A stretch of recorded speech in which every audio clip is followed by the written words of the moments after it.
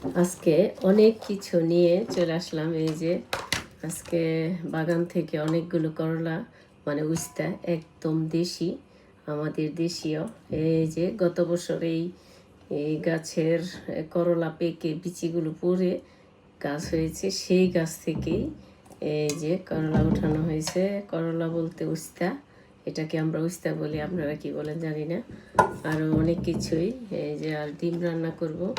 আসলে প্রতিদিনই চিন্তা করতে হয় যে কি রান্না করব। এবং বাগান থেকে টমেটো তুললাম, সেই টমেটোর ভর্তা করব এবং ডিম রান্না করব।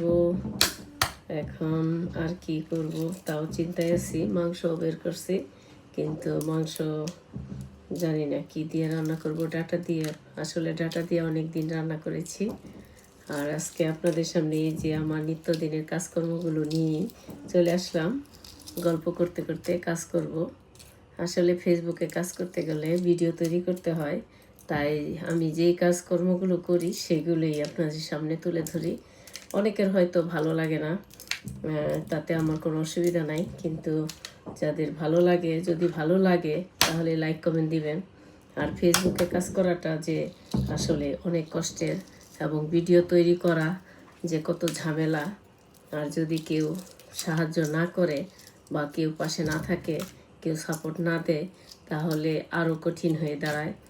অনেকে মনে করে যে ফেসবুকে কাজ করা বুঝি ইজি। না, ফেসবুকে আসলেই ভিডিও তৈরি করা, যদি এগুলো সুন্দর না হয়, ভালো না হয় সেগুলো, তাহলে আপনারা দেখেন না, কমেন্টও করেন না।